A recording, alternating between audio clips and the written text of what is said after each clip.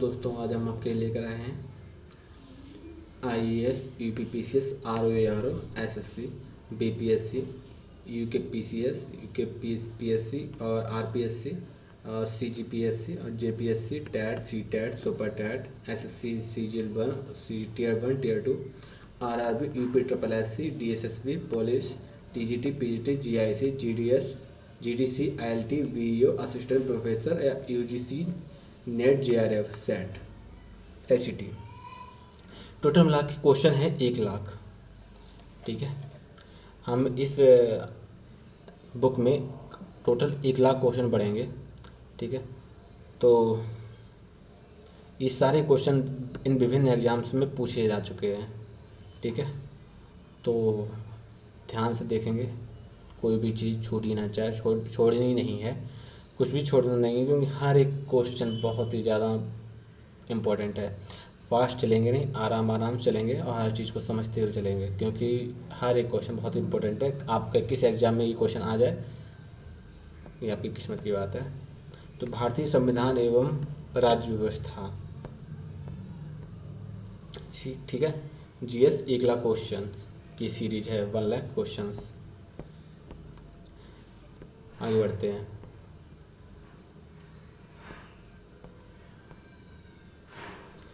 ठीक है, IAS, UPPS जो अभी बताया है।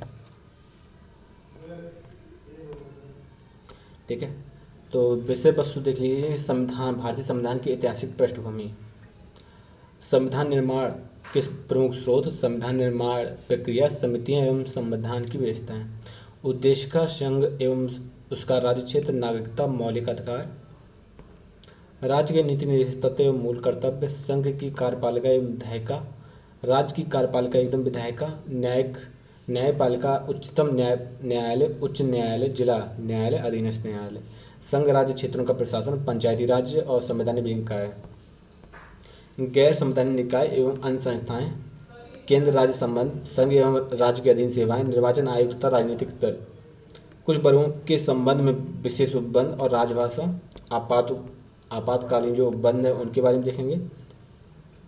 संविधान संशोधन प्रक्रिया देखेंगे, विदेश नीति, विविध तथ्य और संविधान के प्रमुख भाग, अनुच्छेद, अनुसूची और प्रमुख संशोधन, राजनीतिक एवं संवैधानिक शब्दावलियाँ। ठीक है, तो हम इसमें देखेंगे regulating act, fits India act. ठीक है, इन सबको देखेंगे। तो अब शुरू करते हैं। चैप्टर नंबर 1 है, ठीक है, भारतीय संविधान की ऐतिहासिक पृष्ठभूमि, भारतीय संविधान की पृष्ठभूमि। तो भारतीय संविधान की ऐतिहासिक पृष्ठभूमि, ठीक है, जो हम पढ़ने जा रहे हैं, भारत का संविधान यानी कि इंडियन कॉन्स्टिट्यूशन और इसकी हिस्टोरिकल बैकग्राउंड, कि जो हमारा संविधान बनाया है वो किस बेस पर बनाया गया है और क्या क्या उस टाइम इन चीज़ों की ज़रूरतें पड़ी। ठीक है, तो लोकतंत्र, ठीक है, लोकतंत्र प्रतिनिधि संस्थान, तानाशाही शक्तियों पर अंकुश, थोड़ा बड़ा कर लेते हैं, लोकतंत्र प्रतिनिधि संस्थान, तानाशाही शक्तियों पर अंकुश और विधि के शासन की संकल्पना भारत में नई नहीं है। प्राचीन भारत के अनेक भागों में गणतंत्र शासन प्रणाली, प्रतिनिधि विचारण मंडल, स्थानीय स्वशासन संस्थाएं विद्यमान थी। वैदिक काल से ही लोकतांत्रिक संस्थाओं का उल्लेख मिलने लगा है और ऋग्वेद तथा अर्थवेद में सभा और समिति जैसी संस्थाओं का विवरण भी मिला है। चोलकालीन स्थानीय स्वशासन प्रणाली लोकतंत्र के आधार स्तंभ के रूप में मानी जाती है। ठीक है, चोलकालीन स्थानीय स्वशासन प्रणाली लोकतंत्र के आधार स्तंभ के रूप में मानी जाती है। ठीक, क्वेश्चन ऐसा पूछा जाए कि लोकतंत्र का आधार स्तंभ कहाँ से लिया गया है, तो चोलकालीन स्थानीय स्वशासन प्रणाली से यह आया गया है।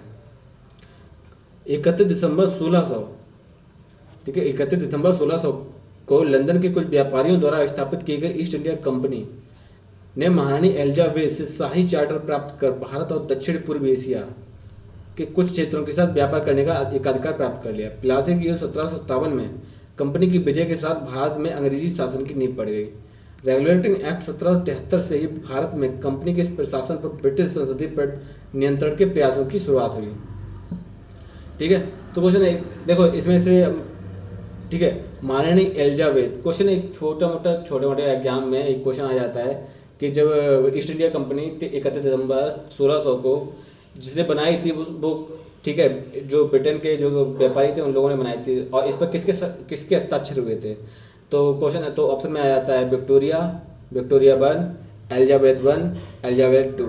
तो महारानी एलिजाबेथ हैं जिन्होंने शाही चार्टर पर साइन किए और ईस्ट इंडिया कंपनी कुछ व्यापारियों ने बना ली, और इन व्यापारियों को इस कंपनी के द्वारा व्यापार करने का अधिकार दे दिया भारत, मतलब भारत के साथ और दक्षिण पूर्वी एशिया के साथ। ठीक है। प्लासी युद्ध 1757 की कंपनी के विजय के साथ ही भारत में अंग्रेजी शासन की नींव पड़ गई। रेगुलेटिंग एक्ट 1773 से ही भारत में कंपनी के प्रशासन की ब्रिटिश संसदीय नियंत्रण के प्रयासों की शुरुआत हुई।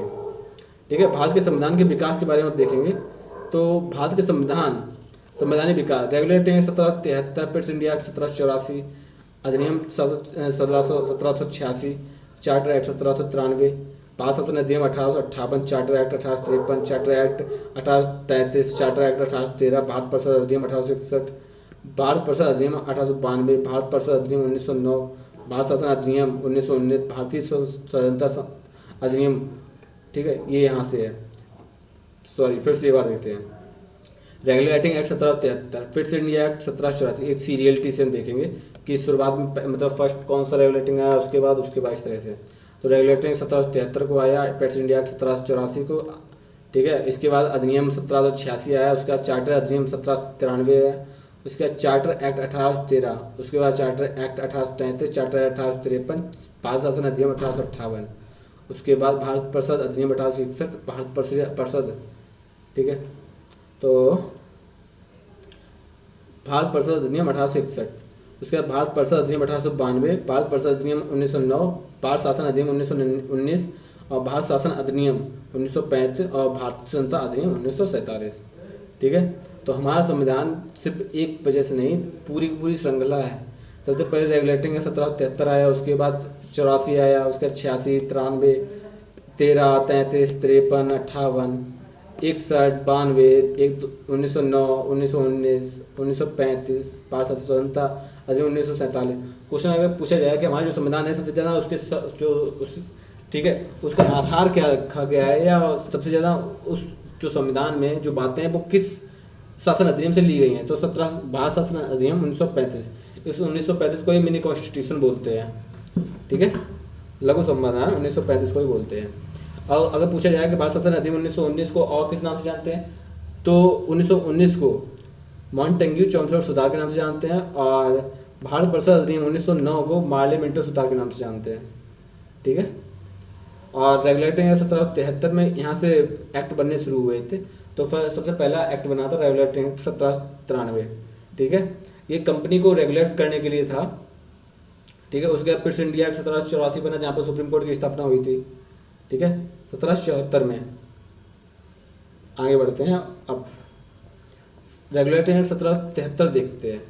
तो रेगुलेटिंग एक्ट 1773 में ऐसे कौन कौन सी, पहली बात है कि जो रेगुलेटिंग एक्ट है ये पहला एक्ट बना है। ठीक है, भारतीयों के लिए, और ठीक है भारत पर शासन कैसा करना है, भारत पर व्यापार कैसा करना है, इन सभी बातों का इसमें उल्लेख है।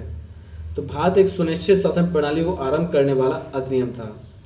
भारत में एक सुनिश्चित शासन प्रणाली को आरंभ करने वाला एक्ट था रेगुलेटिंग एक्ट 1773। सुनिश्चित, ठीक है, निश्चित और सुनिश्चित मतलब अच्छी तरह से निश्चित शासन प्रणाली, यानी कि अब सिंपल बात है, अब वो रेगुलेट करना चाहते थे। तो 1773 में, क्योंकि 1757 में ठीक है जो प्लासी का युद्ध जीत चुके थे, जैसे कि अभी हमने यहाँ पे देखा है 1757 में जो प्लासी का युद्ध वो जीत चुके थे, और अब यहाँ पर जो अंग्रेज थे वो यहाँ पर अब शासन करने के उद्देश्य से पैर फैलाने लगे। ठीक है, अब शासन करने के उद्देश्य से अगर शासन करेंगे तो उसमें कुछ ना कुछ नियम कायदे कानून बनाने पड़ेंगे। तो उन नियम कायदे कानून को बनाने के लिए सबसे पहले आया रेगुलेटिंग एक्ट 1773। ठीक है। तो अगर क्वेश्चन पूछा जाए कि बाद में एक सुनिश्चित शासन प्रणाली आरंभ करने वाला अधिनियम कौन सा है, तो सुनिश्चित शासन प्रणाली ठीक है आरंभ करने वाला सबसे पहला एक्ट रेगुलेटिंग एक्ट 1773 है। रेगुलेटिंग एक्ट किस वर्ष लागू हुआ था? 1774 ईस्वी में। जो रेगुलेटिंग एक्ट आया है 1773 में, लेकिन लागू किया गया 1774 में। बंगाल प्रेसिडेंसी के प्रशासन हेतु एक गवर्नर जनरल की नियुक्ति किस अधिनियम के तहत की गई है? बंगाल प्रेसिडेंसी के प्रशासन हेतु एक गवर्नर जनरल की नियुक्ति ठीक है किस अधिनियम के द्वारा की गई है? 1773 के द्वारा। ठीक है, गवर्नर जनरल की नियुक्ति किस अधिनियम के द्वारा की गई है? 1773 के द्वारा। 1773 की रेगुलेटिंग एक्ट के अंतर्गत किन अन्य प्रेसिडेंसियों को बंगाल प्रेसिडेंसी के अधीन कर दिया गया है? ठीक है, जो 1773 का रेगुलेटिंग एक्ट था इस, ठीक है, जब ये आया तो जो मुंबई और मद्रास हैं इन प्रेसिडेंसियों को बंगाल प्रेसिडेंसी के अधीन कर दिया गया। यानी कि यहाँ का जो गवर्नर जनरल होता था वो मद्रास और बम्बई प्रेसिडेंसियों को पर कंट्रोल करता था। अगर क्वेश्चन पूछा जाए कि बम्बई, मद्रास और बंगाल इन तीनों प्रेसिडेंसियों में जो बंगाल प्रेसिडेंसी का गवर्नर जनरल किस एक्ट के तहत उसको पावर दी गई कि बंगाल का गवर्नर जनरल बम्बई और मद्रास के गवर्नर जनरल को आदेश दे सकता था या, ठीक है, उनको रेगुलेट कर सकता था। तो 1773 का एक्ट इनको पावर देता है, बंगाल प्रेसिडेंसी को कि बंगाल के गवर्नर को पावर देता है। आगे बढ़ते हैं। किस अधिनियम के द्वारा बंगाल के गवर्नर को बंगाल का गवर्नर जनरल बना दिया? ठीक है, तो ये भी है रेगुलेटिंग एक्ट 1773 को बंगाल गवर्नर को बंगाल का गवर्नर जनरल बना दिया और बम्बई और मद्रास को इनके अधीन कर दिया गया। रेगुलेटिंग एक्ट 1773 द्वारा गठित गवर्नर जनरल की परिषद की सदस्य संख्या कितनी थी? रेगुलेटिंग एक्ट 1773 द्वारा गठित गवर्नर जनरल की परिषद की सदस्य संख्या कितनी थी? तो सदस्य की संख्या थी 4। ठीक है, आगे बढ़ते हैं। देखो वैसे तो ये क्वेश्चन इस पर स्टार मार लेते हैं क्योंकि ज़्यादातर ये क्वेश्चन आपके नहीं आता है नहीं आता है फिलहाल तो ये तो, लेकिन फिलहाल ये क्वेश्चन आया हुआ है इसलिए आपको जानना भी ज़रूरी है। ठीक है, अभी तक आपने पढ़ा था कि बम्बई मद्रास, ठीक है, 1773 जो बंगाल बंगाल के गवर्नर को बम्बई और मद्रास के गवर्नर जनरल नियुक्त कर दिया गया। यानी कि बंगाल के गवर्नर को गवर्नर जनरल कब बनाया गया? 1773 के रेगुलेटिंग एक्ट में। ठीक है, क्वेश्चन ऐसा आता है कि जो 1773 का रेगुलेटिंग एक्ट कब लागू किया गया? तो 1774 में लागू किया गया। ठीक है, लेकिन अब एक महत्वपूर्ण चीज़ है कि रेगुलेटिंग एक्ट 1773 जब गठित हुआ था तब गवर्नर जनरल की परिषद में कितने सदस्य और थे? यानी कि गवर्नर जनरल की परिषद की सदस्य संख्या कितनी थी? तो उसकी सदस्य संख्या थी 4। बंगाल के प्रथम गवर्नर जनरल किसे बनाया गया? तो वारेन हेस्टिंग्स जो थे उनको बंगाल का प्रथम गवर्नर जनरल बना दिया गया था। ठीक है, वह अधिनियम जिसके अंतर्गत भारत में सर्वोच्च न्यायालय स्थापित किया गया तो 1773 का रेगुलेटिंग एक्ट है, जिस एक्ट के द्वारा सर्वोच्च न्यायालय की स्थापना की गई थी। रेगुलेटिंग एक्ट 1773 के द्वारा सर्वप्रथम कहाँ एक सर्वोच्च न्यायालय की स्थापना की गई? तो कलकत्ता में।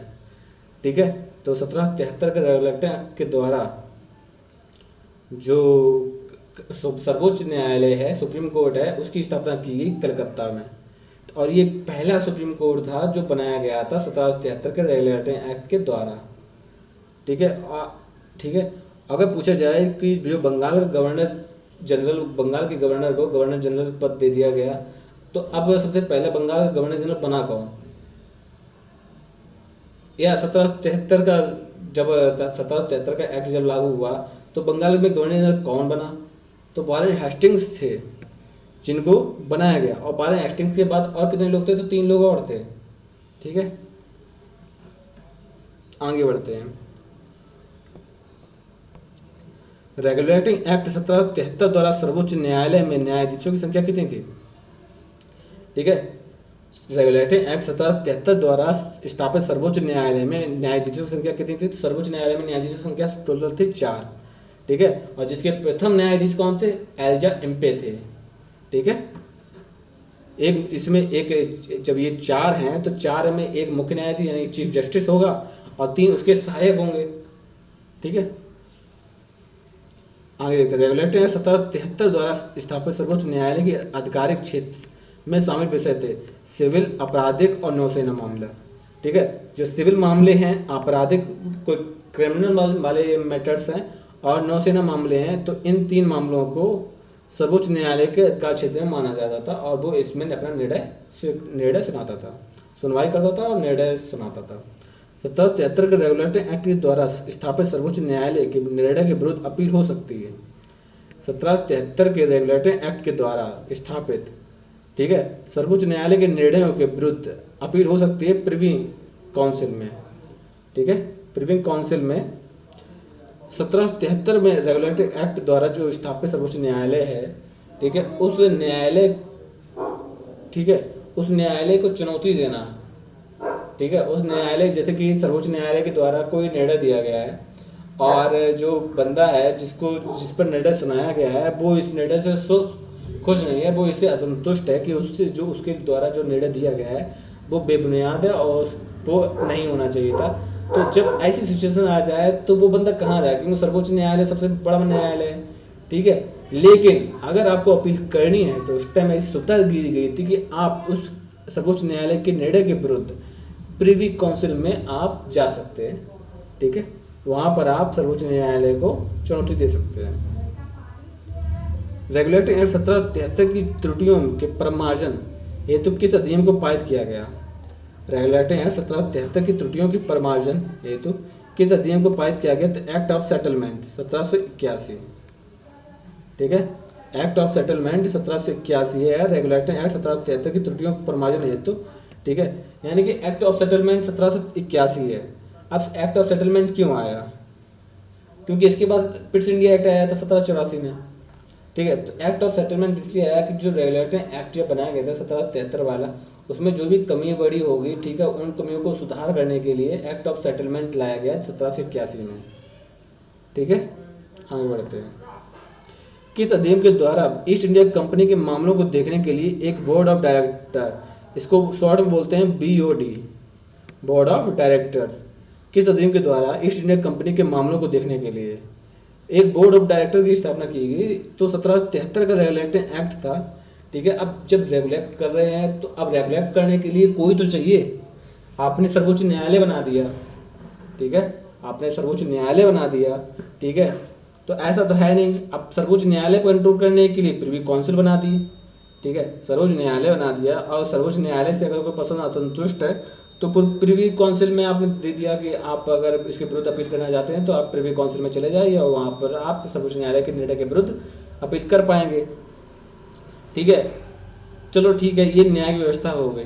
अब न्याय व्यवस्था में उस टाइम जो न्यायालय था वो सिर्फ 3 ही चीज़ों को देखता था। तो एक था सिविल, ठीक है, सिविल समस्याएं, सिविल, ठीक है, जो सिविल निर्णय थे वो ले सकता था, या कोई आपराधिक मामला हो तो उससे रिलेटिव कोई कार्रवाई पर, ठीक है, अपना निर्णय सुना सकता था, और नौसेना में वो हस्तक्षेप करके उस पर अपना निर्णय सुना सकता था, ठीक है। लेकिन अब बोर्ड ऑफ डायरेक्टर्स इसलिए आए थे क्योंकि अब जैसे कि रेगुलेटिंग एक्ट है, ठीक है, तो उसको रेगुलेट करना है तो उनमें क्या क्या चीज़ों की सुधार होना चाहिए, उनकी देखरेख कैसे की जाए, इन सब चीज़ों के लिए। क्योंकि अब सिर्फ फरमान जारी हुआ है तो इसका मतलब ये थोड़ी ना है कि चीज़ें तो वही हैं, अंग्रेजी वही हैं, ठीक है। भारत इटली में तो है नहीं, ठीक है, वो भारत में, तो भारत में है तो अब जो एलिजाबेथ हैं, ठीक है, वो भारत तो आएंगी नहीं देखने के लिए, तो उन्होंने बोर्ड ऑफ डायरेक्टर की स्थापना की, ठीक है। 1773 के एक्ट में बता दिया गया कि हम आपके लिए बोर्ड ऑफ डायरेक्टर की व्यवस्था कर रहे हैं जो आप पर निगरानी रखेगी और जो आपको रेगुलेट करती रहेगी और समय समय पर आपको सुझाव देती रहेगी। आगे बढ़ते हैं। पिट्स इंडिया एक्ट 1784, तो किस अधिनियम के द्वारा ईस्ट इंडिया कंपनी के व्यापारिक और राजनीतिक कार्यों को पृथक कर दिया गया? किस अधिनियम के द्वारा ईस्ट इंडिया कंपनी के व्यापारिक और राजनीतिक कार्यों को पृथक कर दिया गया? तो पिट्स इंडिया एक्ट 1784 वाला, ठीक है। जो एक्ट ऑफ सेटलमेंट 1781 वाला आया था वो आया था रेगुलेटरी एक्ट में जो भूल चूक हुई ना उन सब चीज़ों को सुधार करने के लिए एक्ट ऑफ सेटलमेंट 1781 लाया गया था। लेकिन उसी के 3 साल बाद यानी कि 1784 में पिट्स इंडिया एक्ट लाया गया, ठीक है। पिट्स इंडिया एक्ट में जो ब्रिटेन जो ईस्ट इंडिया कंपनी थी पहले 1773 तक तो वो राजनीतिक और व्यापारिक दोनों मामले देखती थी, ठीक है। लेकिन अब ईस्ट इंडिया कंपनी से अधिकार वापस ले लिया गया। अब व्यापारिक कार्य और राजनीतिक कार्य अलग कर दिए गए,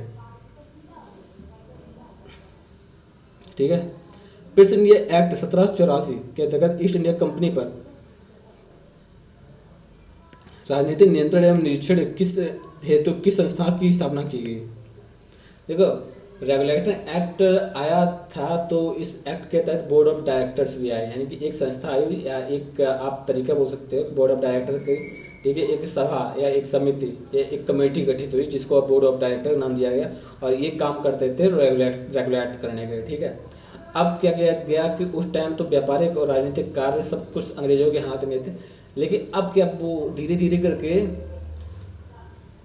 ईस्ट इंडिया कंपनी के काम को सीमित करना चाहते थे और इंग्लैंड, ठीक है, अब इंग्लैंड अपने हाथ में सारा कंट्रोल लेना चाहती, तो अगर तुरंत लेते तुरंत वो कंट्रोल लेती, ठीक है, तो जो व्यापारी लोग थे वो नाराज हो जाते। अब क्योंकि एक राष्ट्र की, ठीक है, एक राष्ट्र की सबसे बड़ी ताकत तो वहाँ की जो वहाँ का बिजनेस होता है, वहाँ का व्यापार होता है। अगर व्यापारी नाराज हो गए तो फिर दिक्कत ज़्यादा होगी, ठीक है। तो भारत से भी कुछ नहीं जाएगा और जो वहाँ है इंग्लैंड, क्योंकि ज़्यादातर चीज़ें, ठीक है, कंपनी अपने बंद हो जाएंगी और मतलब व्यापारी, ठीक है, तो वो प्रॉब्लम क्रिएट करेंगे, व्यापारी प्रॉब्लम क्रिएट करेंगे। तो ऐसा ना चाहती है वो, धीरे धीरे करके ईस्ट इंडिया कंपनी से अपना हाथ खींच रही थी और अब उसको ईस्ट इंडिया कंपनी को भी लिमिट में रहने का दायरा सिखाने लगी थी।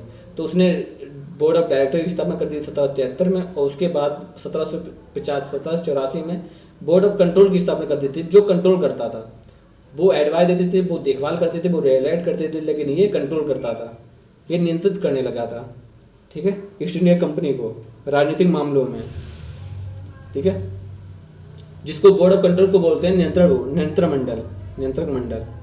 आगे बढ़ते हैं।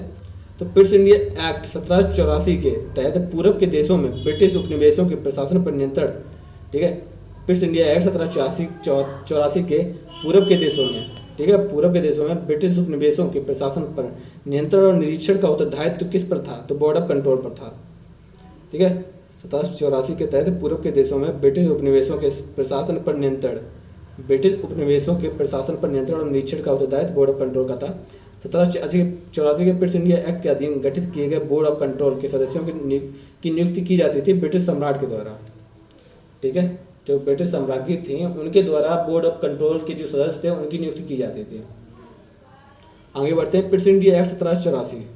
तो पिट्स इंडिया एक्ट 1784 के तहत कंपनी के मामलों के अधीक्षण की अनुमति किसके पास थी? बोर्ड ऑफ डायरेक्टर्स के पास, ठीक है। अब आप छोटी सी चीज देखो, व्यापारिक राजनीतिक, ठीक है, व्यापारिक और राजनीतिक। व्यापारिक कार्य पहुंच गए बोर्ड ऑफ डायरेक्टर्स के पास, राजनीतिक कार्य पहुंच गए बोर्ड ऑफ कंट्रोल के पास, ठीक है। तो जो दो चीजें थी, भारत में व्यापार करना, भारत में राजनीति करना, दोनों कार्य धीरे धीरे करके ईस्ट इंडिया कंपनी से स्थानांतरण करने लगे थे। अब वो सम्राट के जो वहाँ पर बैठी महारानी थी उनके हाथ में धीरे धीरे करके ये सब चीज़ें पहुँचने लगी। तो अब सिंपल बात है, अब क्योंकि ईस्ट इंडिया कंपनी को बहुत ज़्यादा फायदा हो रहा था, यहाँ के बिजनेस से लोग फायदा हो रहा था और यहाँ पर, ठीक है, यहाँ पर लोग शासन करने लगे थे। यहाँ पर तो एक व्यापारी ही शासन करने लगे थे और वो अपनी इंग्लैंड से और बाहर की सेनाएं मंगवाते थे अपने खर्च पर, और यहाँ पर जब आते थे वो लोग तो वो किसी न किसी तरह से किसी न किसी राज्य पर कंट्रोल कर लेते थे और फिर, ठीक है, और फिर ठीक है, जो आर्मी मंगवाते थे उसका खर्चा भी उस राज्य से ही वहन किया जाता था। मतलब कि सिंपल बात है, वो सिर्फ इन्वाइट करते थे, बाकी सब सारा पेमेंट इंडियन मतलब भारतीय राज्यों को देना पड़ता था, ठीक है। अब जब ऐसी सब चीज़ें देखी तो वहाँ के जो ईस्ट इंडिया कंपनी के जो सम्राट हैं या सम्राज्ञी हैं उन्होंने देखा कि प्रॉफिट ज़्यादा है, तो क्यों ना इस प्रॉफिट पर थोड़ा कंट्रोल किया जाए, क्योंकि अगर इस तरह से व्यापारी धनी पर धनी होते रहेंगे तो वो एक ना एक दिन, ठीक है, सम्राट पर भी कुछ ना कुछ दिक्कतें पैदा करेंगे।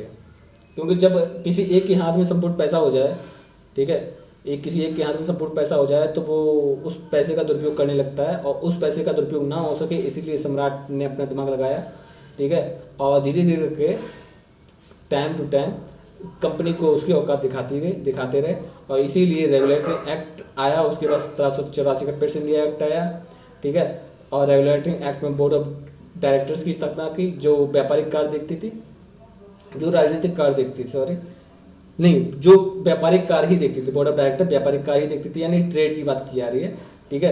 तो जो व्यापारिक कार्य है वो बोर्ड ऑफ डायरेक्टर देखते थे और जो राजनीतिक कार्य है वो बोर्ड ऑफ कंट्रोल देखती थी, ठीक है। आगे बढ़ते हैं। और ये सब किसके कंट्रोल में था? ये सब थे सम्राट के कंट्रोल में। अधिनियम 1786 देखते हैं। गवर्नर जनरल को विशेष परिस्थिति में अपनी परिषद के निर्णय को निरस्त करने तथा लागू करने का अधिकार प्रदान किया गया। गवर्नर जनरल को विशेष परिस्थितियों में अपनी परिषद के निर्णयों को निरस्त करना और लागू करने का अधिकार प्रदान किया गया 1786 के अधीन में, ठीक है। अब जैसे कि ऐसा होता था कि गवर्नर जनरल बन गया, जो बम्बई और मद्रास है, ठीक है, वो सब बंगाल गवर्नर के कंट्रोल में आ गया, ओके। लेकिन अब ये सीन था कि अगर उस गवर्नर जनरल ने कोई नियम लागू कर दिया है उस टाइम से पहले, मतलब 1773 और 84 तक, तो ये सीन था कि अगर गवर्नर जनरल ने कोई नियम लागू कर दिया है तो वो नियम बदल नहीं सकता, पत्थर की लकीर हो गया। ठीक है, लेकिन अब परिवर्तन आया तब जब 1786 का अधिनियम बना। 1786 के अधिनियम में, ठीक है, ये साफ बात कह दी गई कि जो गवर्नर जनरल है वो अपने निर्णयों को बदल भी सकता है और उन्हें लागू करवा भी सकता है। ठीक है, यानी कि सारी पावर उसके हाथ में, वो जो निर्णय करता है और उस निर्णय को, अगर उसने कोई निर्णय लिया है तो वो अपने ही निर्णय को निरस्त भी कर सकता है और उसे लागू करने के लिए दबाव भी डाल सकता है। ठीक है, क्वेश्चन आया है कि किस अधिनियम के द्वारा गवर्नर जनरल को प्रधान सेनापति की शक्तियां भी प्रदान कर दी गई। ठीक है, 1786 के अधीन से, ठीक है, प्रधान सेनापति की शक्तियां भी प्रदान कर दी गई गवर्नर जनरल को। ठीक है, तो देखो अब जैसे कि जल थल वायु, ठीक है, जल मार्ग, थल मार्ग और वायु मार्ग, ठीक है, इन तीनों की पावर, इन तीनों की शक्ति, इन तीनों की आर्मी हो चाहे कैसी भी कोई भी कंट्रोल हो, पूरा का पूरा कंट्रोल 1786 के अधिनियम में गवर्नर जनरल के हाथ में पहुंच गया। अब वो इंडिया का राजा मान लो। चार्टर एक्ट 1773, चार्टर एक्ट 1793, ठीक है, 1786 के बाद चार्टर एक्ट 1793 आया। तो चार्टर एक्ट 1793 के तहत ईस्ट इंडिया कंपनी के व्यापारिक अधिकारों को कितने वर्षों के लिए बढ़ा दिया गया। ठीक है, उसके बाद फिर क्वेश्चन है कि किस चार्टर के द्वारा नियंत्रण बोर्ड यानी कि बोर्ड ऑफ कंट्रोल के सदस्यों को भारत के राजस्व से वेतन देने का प्रावधान किया गया। बोर्ड ऑफ कंट्रोल के सदस्यों को भारत के राजस्व से वेतन देने का प्रावधान किया गया। किस चार्टर के द्वारा यह स्पष्ट किया गया कि गवर्नर जनरल बंगाल में अपनी अनुपस्थिति के समय परिषद के असैनिक सदस्यों को अपने परिषद के उप प्रधान नियुक्त कर सकता है। क्वेश्चन फिर से देखो, किस चार्टर के द्वारा यह स्पष्ट किया गया कि गवर्नर जनरल बंगाल में अपनी अनुपस्थिति के समय, ठीक है, जो बंगाल गवर्नर जनरल है वो बंगाल में अब्सेंट यानी प्रेजेंट नहीं है, तो उस टाइम पीरियड में परिषद के असैनिक और सदस्यों को अपने परिषद का उप प्रधान नियुक्त कर सकता है। ठीक है, असैनिक सदस्यों को यानी कि जो उस परिषद में सैनिक नहीं है, सैनिक नहीं है लेकिन उस परिषद का सदस्य जरूर है। जो गवर्नर जनरल है उसकी एक परिषद है, ठीक है, उस परिषद में कई सारे लोग हैं और उन लोगों में जो असैनिक हैं, ठीक है, जो परिषद में जो सेना नहीं है, सेना का नेतृत्व नहीं करते, तो ऐसे पर्सन को ऐसा पर्सन निर्णय ले सकता है, उसे उप प्रधान नियुक्त कर सकता है। कौन कर सकता है? Governor general. जब गवर्नर जनरल जाएगा तो वो अपना, ठीक है, अपनी शक्तियां उस उप प्रधान को देकर जाएगा। पहला था चार्टर एक्ट 1793 के तहत ईस्ट इंडिया कंपनी के व्यापारिक अधिकारों को कितने वर्षों के लिए बढ़ा दिया गया। ठीक है, जैसे कि बोर्ड ऑफ कंट्रोल और बोर्ड ऑफ डायरेक्टर्स ने व्यापारिक एक अधिकार कर लिया और बोर्ड ऑफ कंट्रोल ने राजनीतिक कंट्रोल किया। लेकिन अब जब ईस्ट इंडिया कंपनी के यहाँ तो सब कुछ जा रहा था तो उन्होंने गुहार वहार लगाई और इस वजह से, ठीक है, तो जो व्यापारिक कार्य था, व्यापारिक चीज़ें थी, व्यापारिक अधिकार थे, तो ईस्ट इंडिया कंपनी के हाथों में फिर से चले गए। अब 20 साल तक उन्होंने, ठीक है, 20 साल तक उनको दे दिया गया कि आप चलो ठीक है, आप 20 साल तक और व्यापारिक कार्यों पर अपना एकाधिकार जमा सकते हो। ठीक है, किस चार्टर के द्वारा नियंत्रण बोर्ड ऑफ कंट्रोल के सदस्यों को भारत के राजस्व से वेतन देने का प्रावधान किया गया। ठीक है, देखो बोर्ड ऑफ कंट्रोल हो गया, बोर्ड ऑफ डायरेक्टर्स हो गया, ये सब सम्राट के अधीन काम करते थे। ठीक है, पहली बात। दूसरी बात है कि अब इनका सम्राट के अधीन तो काम तो सम्राट का करेंगे, लेकिन वेतन सम्राट नहीं देगा, वेतन देगा भारत के राजस्व से। ठीक है, जैसे कि जितना सारा टैक्स प्राप्त हो रहा है, ठीक है, उस टैक्स से ही इनके जो सदस्य हैं उनको वेतन दिया जाएगा। तो ये किस अधिनियम के अंतर्गत आता है? तो 1793 का चार्टर अधिनियम में ये बात कही गई है। किस अधिनियम के द्वारा बिना लाइसेंस के शराब की बिक्री पर रोक लगा दी गई? ठीक है, किस अधिनियम के द्वारा बिना लाइसेंस के शराब की बिक्री पर रोक लगा दी गई? ठीक है, देखो शराब सब पीते हैं, हमने पी नहीं है, पिला दी गई है, और सब लोग नहीं पीते, सॉरी, लेकिन हाँ ज़्यादातर लोग भी नहीं पीते हैं, लेकिन फ़िलहाल तो लोग कुछ ना कुछ तो पीते ही हैं। ठीक है, तो पहले ऐसा होता था कि पहले, जैसे कि आज भी प्रेजेंट टाइम में कई गाँवों में, ठीक है, कच्ची शराब बनती है, अब वो धड़ल्ले से बेची जाती है। ठीक, उस टाइम भी यही सब चल रहा था कि बस शराब बनी, अब बेच दी, ना लाइसेंस लिया ना कुछ। ठीक है, अब ऐसा था कि अब जो लाइसेंस प्रोवाइड कर दिया गया, जो भी शराब बेचेगा उसको भारत उसको जो ठीक है, उसको भारत अंग्रेजों से लाइसेंस लेना पड़ेगा, क्योंकि बिना लाइसेंस के वो शराब नहीं बेच सकता है, वो दंडनीय अपराध होगा और इसके लिए उसे सजा कभी मिलेगी। ठीक है, तो शराब को लाइसेंस से कंट्रोल कर दिया कि बिना लाइसेंस के शराब की बिक्री पर रोक लगा दी। 1793 का चार्टर एक्ट कहता है ये बात। ठीक है, तो 1793 का चार्टर एक्ट क्या क्या कहता है कि व्यापारिक अधिकारों को 20 वर्षों में बढ़ा दिया गया है। भारत के राजस्व से बोर्ड ऑफ कंट्रोल की आय दी जाएगी, यानी कि इनकम, यानी कि उसको रुपए दिए जाएंगे, उसकी सैलरी दी जाएगी।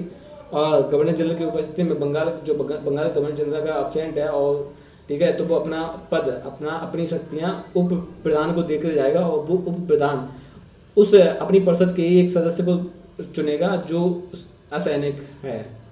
ठीक है, उसके बाद बिना लाइसेंस के शराब की बिक्री पर रोक लगा दी गई, यानी कि आप लाइसेंस लोगे तभी आप ठीक है, तभी आप शराब बेच सकते हो, वरना आप ऐसे ही शराब नहीं बेच सकते।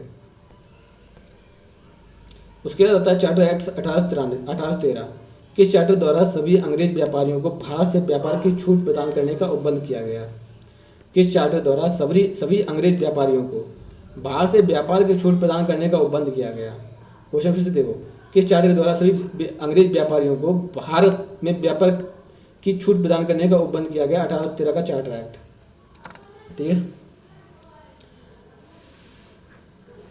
देखो सीन ऐसा था कि जब 20 साल हुए 1793 में, ठीक है, इनको जो ईस्ट इंडिया कंपनी है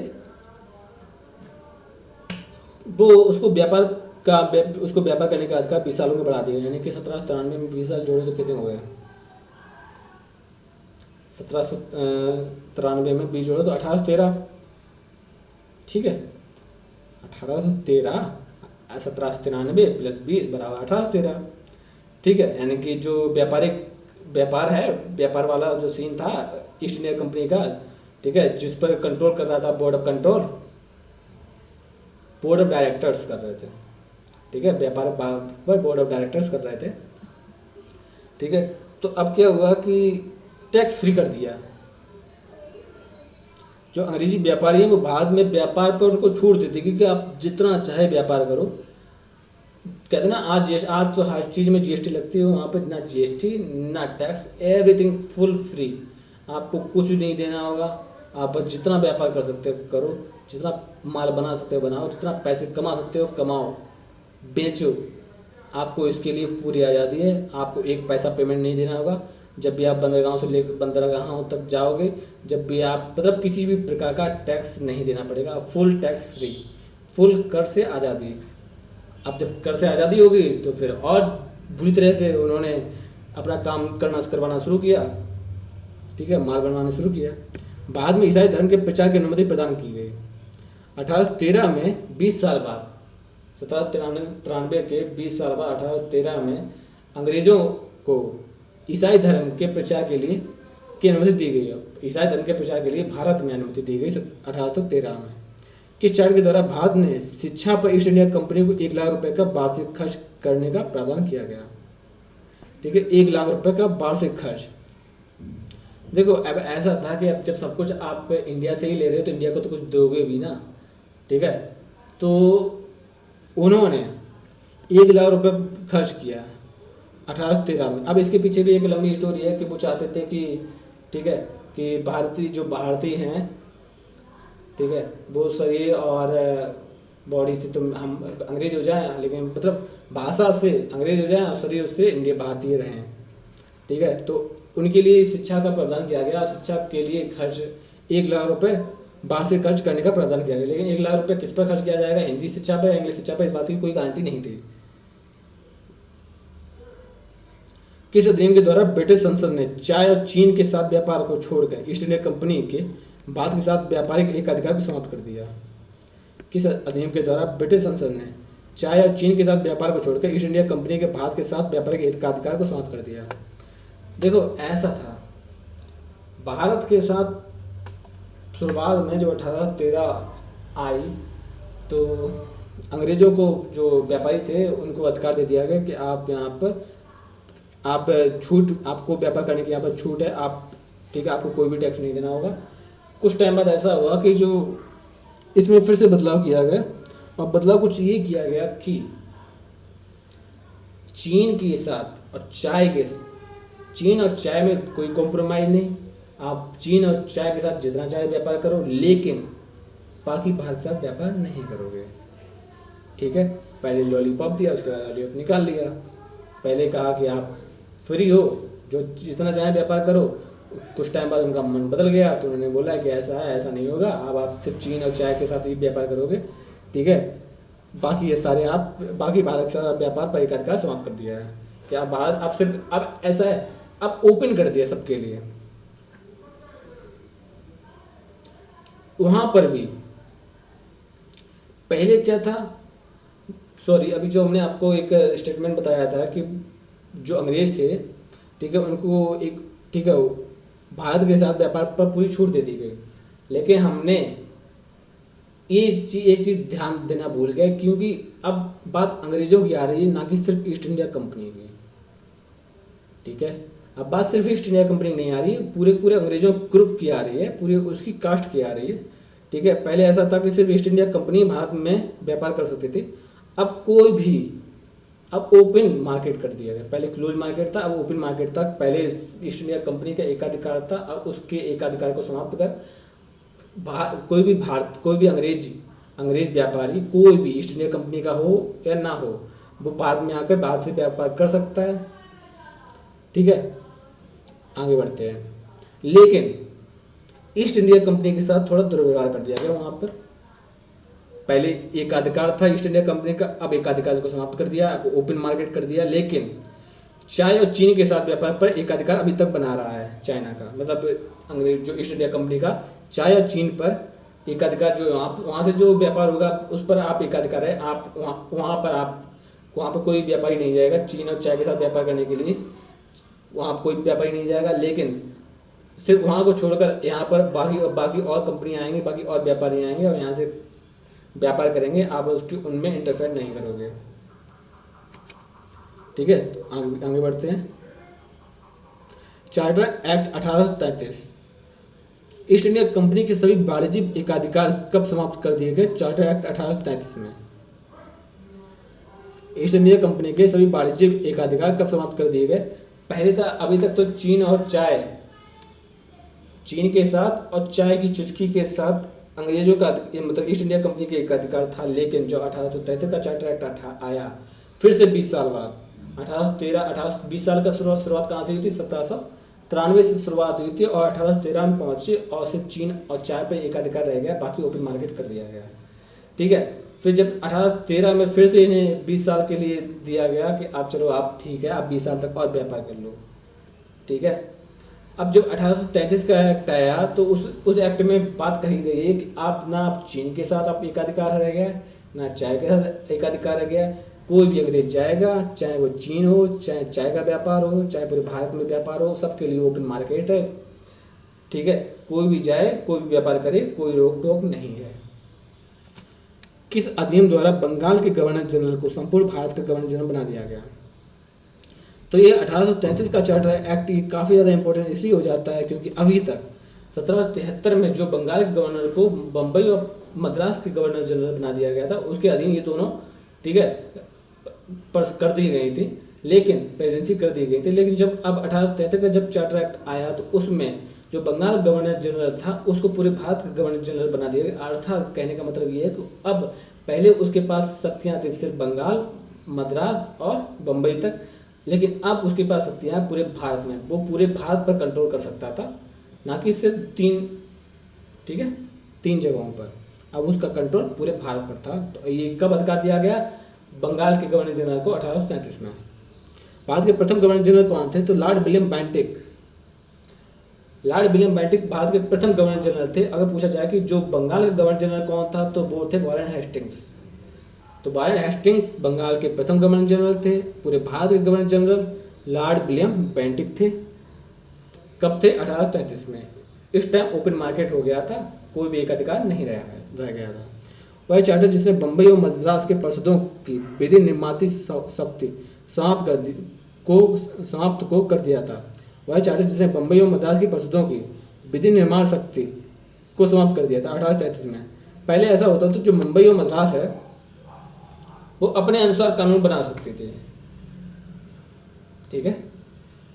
1813 से तक तो ऐसा ही होता था कि जो बंगाल है, ठीक है, बंगाल हो गया, ठीक है, बम्बई हो गया, मद्रास हो गया। बम्बई और मद्रास में जो लॉ है, लॉ क्रिएट की शक्ति, ठीक है, वो वहाँ के गवर्नर जनरल बना सकते थे, वहाँ की परिषदें बना सकते थे। लेकिन अब उसकी शक्तियाँ समाप्त कर दी गई हैं। अब no create rules, no makes rules, no new makes rules, no makes new rules, no makes new laws without governor generals permission, without governor generals permission. यानी कि बिना गवर्नर जनरल अब जो भी शक्तियाँ बनाएगा, जो भी कानून बनाएगा, वो कानून भारत का Governor General Lord William Bentinck बनाना शुरू करेंगे, क्योंकि इनको ही 1833 में पूरे भारत गवर्नर जनरल नियुक्त कर दिया गया था। किसने किया था? 1833 का चार्टर एक्ट आया जिसमें ये बात कही गई थी, ठीक है। आगे बढ़ते हैं। चार्टर एक्ट 1833 के किस धारा में यह उपबंध किया गया कि किसी भी भारतीय को मात्र धर्म, जन्म, स्थान, वंश और वर्ग के आधार पर सरकारी सेवा के लिए अयोग्य नहीं माना जाएगा। जब चार्टर एक्ट 1833 आया तो इस 33 चार्टर एक्ट में एक चीज अच्छी की गई, तो वो एक अच्छी चीज ये थी कि पहले ऐसा था कि सिर्फ जो भी सरकारी नौकरी का अधिकार था, वैसे तो हायर लेवल की जॉब देते नहीं थे, ठीक है, क्योंकि हायर लेवल की जॉब पर तो सिर्फ गवर्नर जनरल वो अंग्रेज ही रहते थे। लेकिन अभी भी नहीं मिला है, 1833 में भी वो पावर नहीं दी गई है। लेकिन अब जो जन्म स्थान, जात, मूल, वंश, इन सब से हटा दिया गया। कि पहले ऐसा था कि पहले जो हायर कास्ट है भारत में, जनरल बोलते हो जिसे, सामान्य वर्ग, ठीक है, ठीक है, उन लोगों को सरकारी सेवा में काम दिया जाता था, बाकी लोगों को वंचित रखा जाता था।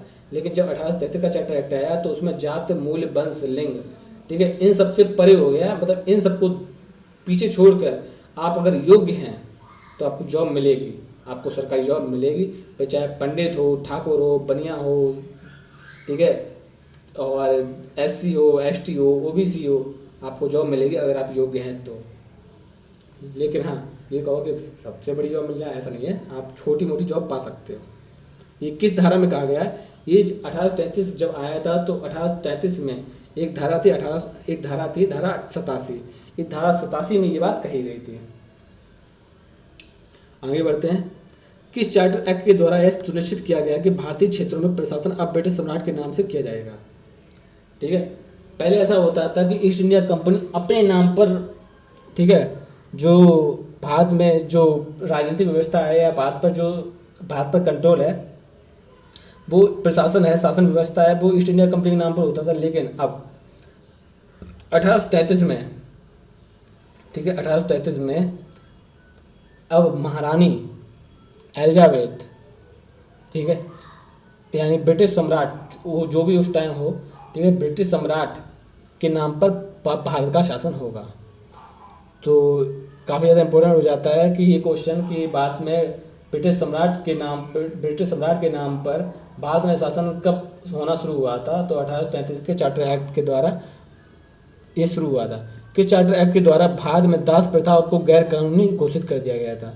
तो चार्टर एक्ट 1833 में दास प्रथा को गैर कानूनी घोषित कर दिया गया। दास प्रथा क्या होती थी? जैसे कि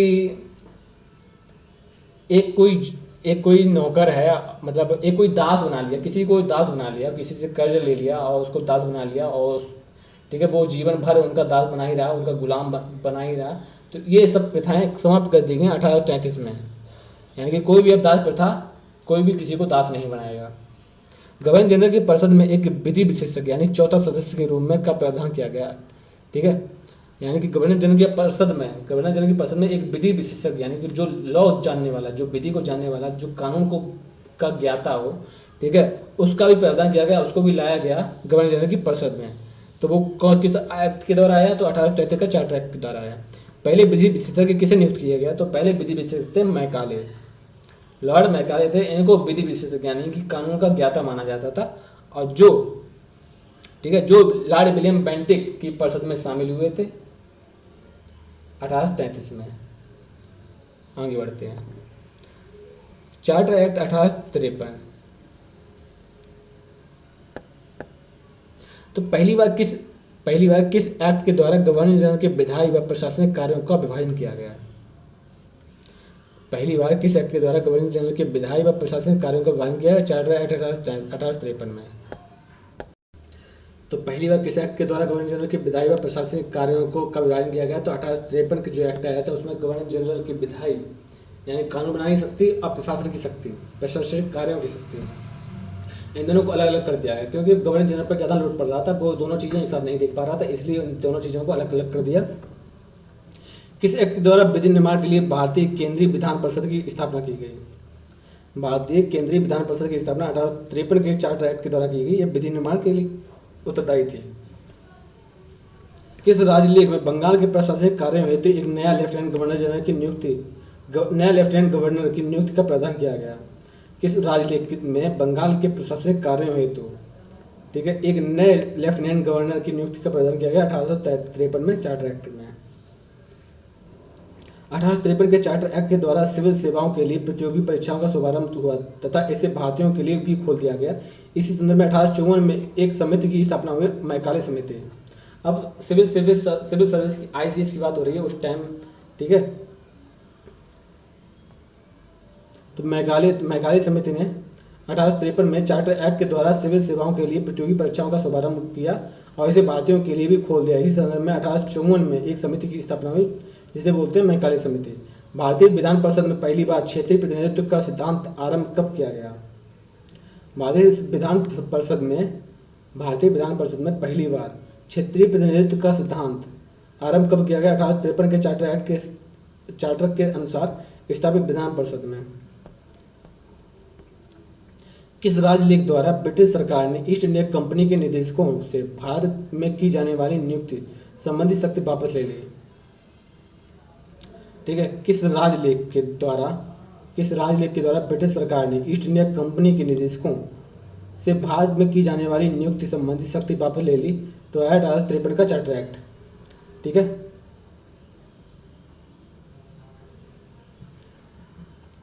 तो 1853 का चार्टर एक्ट आया था। इस चार्टर एक्ट के द्वारा पहले ऐसा होता था कि ईस्ट इंडिया कंपनी अपने निदेशकों को भारत में नियुक्त कर लेती थी, ठीक है, लेकिन अब ये अधिकार ईस्ट इंडिया कंपनी से ले लिया गया, ठीक है।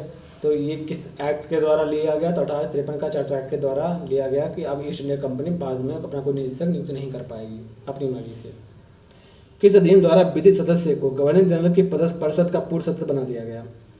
विधि सदस्य को गवर्नर जनरल की परिषद का पूर्व सदस्य बना दिया गया। विधि सदस्य कौन था? लॉर्ड मैकाले थे और इनको अब पूर्व सदस्य बना दिया गया 1853 के एक्ट के द्वारा।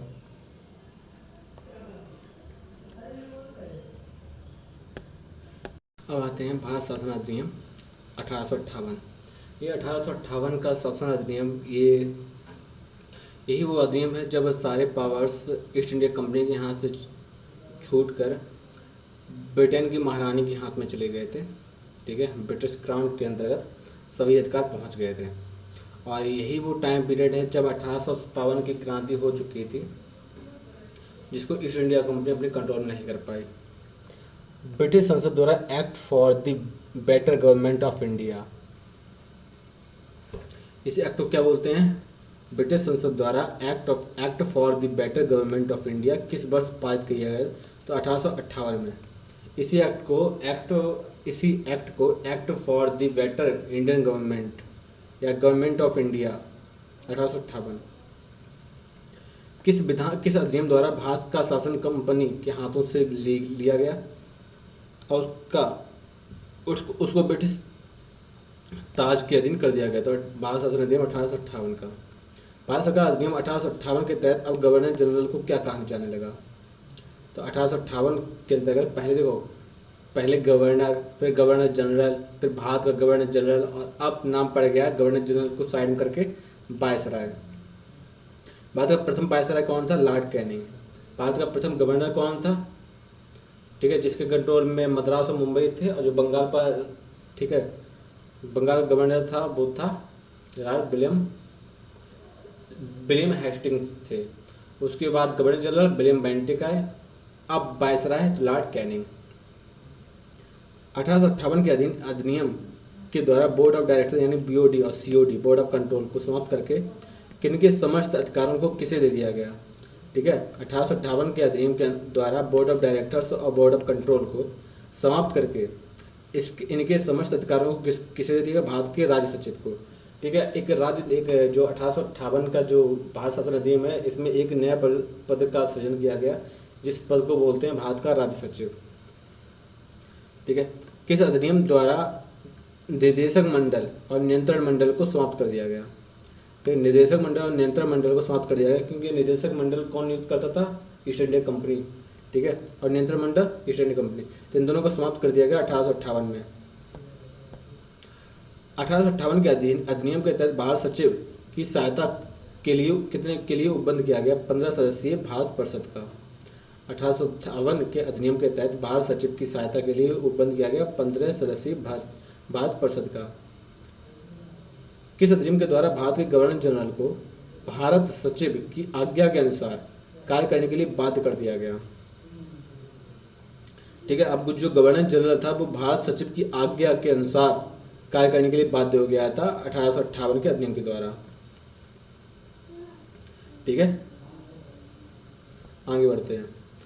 भारत राज्य सचिव का ब्रिटिश संसद के प्रति उत्तरदायी होने का क्या कारण था? भारत राज्य सचिव का ब्रिटिश संसद के प्रति उत्तरदायी होने का क्या कारण था? तो उसका ब्रिटिश मंत्रिमंडल का सदस्य होना। ठीक है, जो भारत सचिव था वो जो ब्रिटेन की जो मंत्रिमंडल है, जो ब्रिटेन की संसद है, ठीक है, उस संसद में जो मंत्रिपरिषद है, जो मंत्रिमंडल है, उस मंत्रिमंडल का वो सदस्य होना चाहिए अगर भारत सचिव बनना है तो। ठीक है, और भारत सचिव के जब जो इंसान भारत सचिव बनेगा उसको ये फ़ायदा होगा कि जो भारत का गवर्नर जनरल होगा वो पहले कोई भी काम, कोई भी निर्णय लेगा तो सबसे पहले, जैसे कि राष्ट्रपति होता है ना, अब जैसे कि वही सीन वहाँ पर भी है कि विक्टोरिया का सेकंड हैंड बोल सकते हो भारत सचिव को, यानी कि जो ब्रिटेन का क्राउन ही, ठीक है, कहते हैं मिनी क्राउन बोल सकते हो इसे। जैसे कि पूरा मतलब ब्रिटेन तो अब जो महारानी जो वहाँ पर सम्राट हैं, सम्राज्ञी हैं, वो यहाँ पर तो आ नहीं सकते, तो उन्हीं का मान लो उन्हीं का दूसरा रूप होता है भारत सचिव। ठीक है, वो सारे कंट्रोल, सारे अधिकार इस भारत सचिव के पास थे। गवर्नर जनरल कोई भी काम करेगा तो भारत सचिव की आज्ञा लेगा, उसके बाद ही वो काम आगे बढ़ाएगा। भारत राज्य सचिव का ब्रिटिश, अब कोई भी पर्सन भारत का राज्य सचिव तभी बन सकता है जब वो ब्रिटिश जो पार्लियामेंट है, जो ब्रिटिश संसद है, उसके मंत्रिमंडल का वो सदस्य हो। भारत परिषद अधिनियम 1861, ठीक है, 58 ने तो अपना काम कर दिया था। उसके बाद भारत परिषद अधिनियम 1861 आया। आधुनिक भारत में सर्वप्रथम प्रतिनिधित्व मंडल का आरंभ करने वाला अधिनियम कौन सा था? 1861 का भारत परिषद अधिनियम। ये प्रतिनिधित्व प्रणाली का आरंभ करने वाला, ठीक है। जैसे कि प्रतिनिधित्व क्या होता है? प्रतिनिधित्व होता है जैसे कि बहुत सारी जातियां हैं, बहुत सारे धर्म हैं, ठीक है, और उन धर्मों को या उन जातियों, अब किसी, जैसे कि अगर बाई किसी धर्म जाति, ठीक है, या किसी राज्य या किसी कोई समस्या उत्पन्न हो रही है, चाहे किसानों के प्रति हो या, ठीक है, मजदूरों के प्रति हो, तो वो सभी ठीक है, उन सबका कोई ना कोई लीडर होता था, ठीक है। जो लीडर अपने मतलब उसके अंतर्गत जो भी लोग आए हैं उन सबका प्रतिनिधित्व करता था, और वो आवाज़ बनता था उन मजदूरों की। अगर मजदूरी मान लो तो वो एक मजदूर एक लीडर होता था, ठीक है, और वो प्रतिनिधित्व करता था बाकी मजदूरों का। अब वो उन सबकी आवाज़ बनता था, और ठीक है, तो वहाँ पर प्रतिनिधित्व प्रणाली की शुरुआत हो गई थी 1861 में। किस अधिनियम के द्वारा सर्वप्रथम भारतीयों को कानून बनाने की प्रक्रिया में सम्मिलित किया गया? ठीक है, किस अधिनियम के द्वारा सर्वप्रथम भारतीयों को कानून बनाने की प्रक्रिया में सम्मिलित किया गया? 1861 का अधिनियम, ठीक है। अब भारतीयों को कानून बनाने की प्रक्रिया में सम्मिलित कर दिया गया। अब कानून कहाँ से बनेगा, तो केंद्रीय विधान परिषद से बनेगा ना कानून, ठीक है, क्योंकि वही कानून बनाएगी। तो अब उस विधान परिषद में भारतीयों को भी सम्मिलित कर लिया गया, जिससे कि भारत का कानून भारतीयों के लिए हो, ठीक है। पहले ऐसा नहीं होता था। भारत परिषद अधिनियम 1861 के द्वारा आपातकाल में अध्यादेश जारी करने की शक्ति किसे दे दी गई? भारत परिषद अधिनियम 1861 के द्वारा आपातकाल में अध्यादेश जारी करने की शक्ति वायसराय को दे दी गई। किस अधिनियम द्वारा मद्रास और मुंबई की प्रेसिडेंसियों को पुनः विधायी शक्तियां देकर विकेंद्रीकरण की प्रक्रिया की शुरुआत की गई? तो भारत परिषद अधिनियम 1861। अब पहले ऐसा था कि जो भारत की जो ठीक है, जो विधायी शक्तियां थी वो बंद कर दी गई, वो बम्बई और मद्रास से छीन ली गई थी, ठीक है। और ठीक है, मतलब ये कहने का तात्पर्य ये है कि वो लॉ नहीं बना सकते थे, वो ठीक है, वो कानून का निर्माण नहीं कर सकते थे। लेकिन जब 1861 का अधिनियम आया तो उस अधिनियम के द्वारा, ठीक है, जो मद्रास और मुंबई है इनको कानून बनाने का अधिकार दे दिया गया। और इस तरह से शुरुआत हुई थी विकेंद्रीकरण की, शक्तियों के विकेंद्रीकरण। किस अधिनियम में विधि निर्माण के क्षेत्र में शक्ति विभाजन के सिद्धांत की कल्पना की गई थी? किस अधिनियम के द्वारा विधि निर्माण के क्षेत्र में शक्ति विभाजन के सिद्धांत की कल्पना की गई थी? भारत परिषद अधिनियम 1861।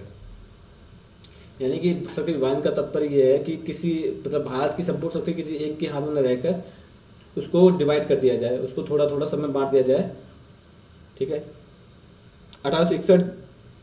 लेकिन हाँ, ज़्यादातर शक्ति रहेगी वायसराय में। 1861 के भारतीय परिषद अधिनियम द्वारा वायसराय की परिषद को कानून बनाने की शक्ति प्रदान की गई, जिसके तहत लॉर्ड कैनिंग ने शुरुआत की थी विभागीय प्रणाली की, ठीक है। जैसे कि भारत का वायसराय लॉर्ड कैनिंग है, ठीक है, और उसको शक्तियाँ उसको कानून बनाने का अधिकार दे दिया गया। अब ऐसा तो है नहीं कि लॉर्ड कैनिंग खुद, ठीक है, वो हर जगह घूमेंगे और बाद में देखेंगे कि यहाँ कानून बनाने की जरूरत है, यहाँ कानून बनाने की जरूरत नहीं है, ठीक है। तो उन्होंने विभाग बना दिए कि इस विभाग को आप देखेंगे, इस विभाग को आप देखोगे, इस विभाग को आप देखोगे, और जहाँ पे जैसी जरूरत पड़ेगी आप वहाँ पर कानून बनाओगे, और जब स्वीकृत की नौबत आएगी तो साइन मैं करूँगा। तो ये लॉर्ड कैनिंग का कहना था। तो ये सब शुरुआत कहाँ से? 1861 से। आगे बढ़ते हैं। 1861 में भारतीय परिषद अधिनियम द्वारा वायसराय की कार्यकारी परिषद में विधि निर्माण हेतु सम्मिलित किए जाने वाले कितने अतिरिक्त सदस्यों की संख्या का उपबंध किया गया था? 1861 में भारत परिषद अधिनियम द्वारा वायसराय की कार्यकारी परिषद में विधि निर्माण हेतु सम्मिलित किए जाने वाले कितने अतिरिक्त सदस्यों की संख्या का उपबंध है? तो न्यूनतम 6 और अधिकतम 12, ठीक है। जो विधि निर्माण हेतु भारत परिषद अधिनियम 1861 के तहत वायसराय की परिषद में, ठीक है, विधि निर्माण हेतु जो जिस परिषद में सदस्य शामिल होते थे वे 6 से कम नहीं होने चाहिए, 12 से ज़्यादा नहीं होने चाहिए, यानी 6 और 12 के बीच में रहने चाहिए। भारत परिषद अधिनियम 1861 द्वारा वायसराय की कार्यकारी परिषद में सम्मिलित किए जाने वाले अतिरिक्त सदस्यों का कार्यकाल था। भारत परिषद अधिनियम 1861 में वायसराय की कार्यकारी परिषद में सम्मिलित किए जाने वाले अतिरिक्त सदस्यों का कार्यकाल था 2 वर्ष। भारत परिषद अधिनियम 1861 के अंतर्गत प्रांतों में स्थापित की गई विधान परिषदें थीं, ठीक है। तो प्रांतों में स्थापित विधान परिषदें थे बंगाल 1862, उत्तरी पश्चिमी सीमा प्रांत 1866, पंजाब 1897, ठीक है। तो जो विधान परिषदें, ठीक है, जो 1861 के बाद परिषद अधिनियम बनाया गया, ठीक है, भारत परिषद अधिनियम 1861 जो बनाया गया इसके अंतर्गत जो विधान परिषदें थीं, ठीक है, वो 3 जगह थीं। एक तो बंगाल, उत्तरी पश्चिमी सीमांत प्रांत और पंजाब। बंगाल में 1862 में बनी और उत्तरी पश्चिमी सीमा प्रांत में 1866 में और पंजाब में 1897 में। वायसराय की कार्यकारी परिषद की में सदस्य संख्या को किस रूप से सम्मिलित किया गया है?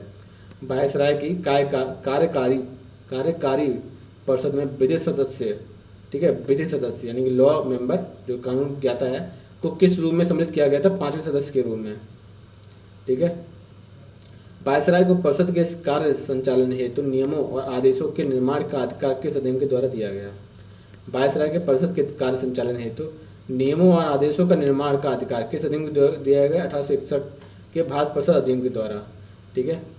यानी कि वायसराय को परिषद के कार्य संचालन हेतु वायसराय के अंतर्गत वायसराय के कंट्रोल में परिषद होती थी और वो परिषद, ठीक है, कार्य का संचालन करती थी, नियम बनाती थी, आदेश का निर्माण करती थी, ये सब उसको अधिकार प्राप्त है। ये सब क्यों अधिकार प्राप्त थे? क्योंकि वो वायसराय की कार्यकारी परिषद थी। और ये कब आया था? ये आया था 1861 के भारत परिषद अधिनियम के द्वारा। वह अधिनियम जिसमें भविष्य की प्रतिनिधि सरकार का शुभारंभ का प्रथम प्रयास था। मतलब कि एक ऐसी, ठीक है, जो भारत परिषद अधिनियम 1861 का एक ऐसा अधिनियम था जिसने भविष्य में प्रतिनिधित्व सरकार बनाने का एक सोच विकसित कर दी थी। ठीक है, कि जैसे कि ऐसा है कि कुछ लोग किसी धर्म, जाति या किसी समुदाय का या किसी सभा का प्रतिनिधि कर रहे हैं। ठीक है, तो आज वो थोड़े लेवल पर प्रतिनिधि कर रहे हैं, वो कम लोगों के साथ आकर, और ठीक है, छोटे लेवल पर प्रतिनिधि कर रहे हैं। आने वाले टाइम में वही लोग बड़े लेवल पर प्रतिनिधित्व करेंगे और एक सरकार का निर्माण करने का प्रयास करेंगे। ठीक है, तो ये जो बेस आधार बना है वो भारत शासन अधिनियम, भारत परिषद अधिनियम 1861 है। यहीं से प्रतिनिधि सरकार का शुभारंभ का प्रथम प्रयास होने लगा था।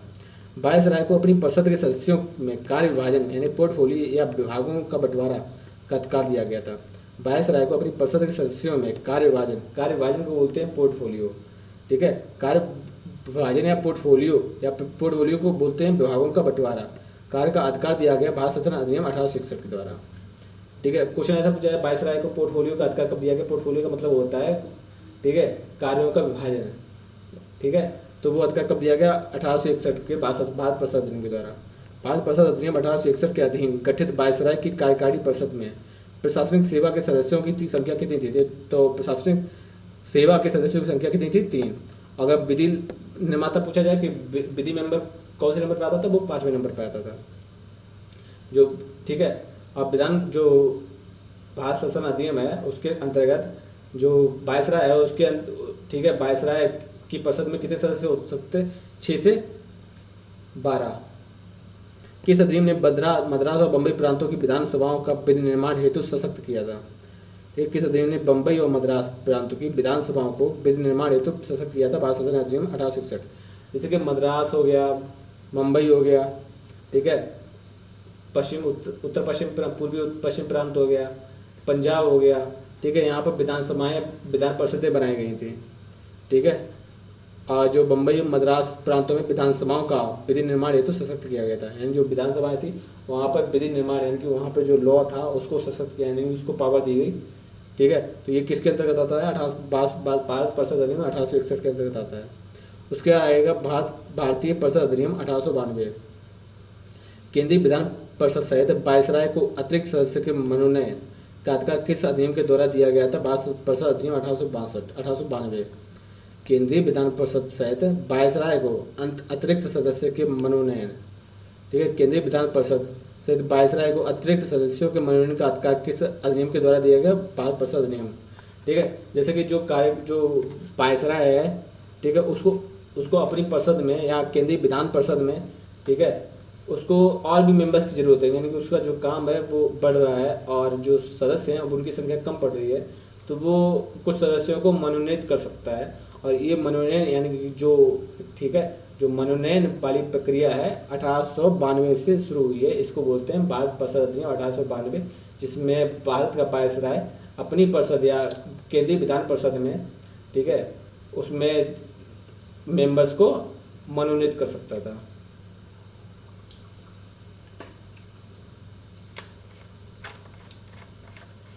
अब आते हैं क्वेश्चन नंबर नेक्स्ट पर।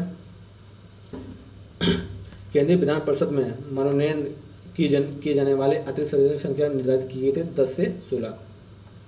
ठीक है, अब जो मनोनयन होगा, ठीक है, जो मेंबर्स मनोनीत होंगे, ठीक है, वो उनकी संख्या कितनी हो सकती है? 10, न्यूनतम 10 होती है, अधिकतम 16 हो सकती है।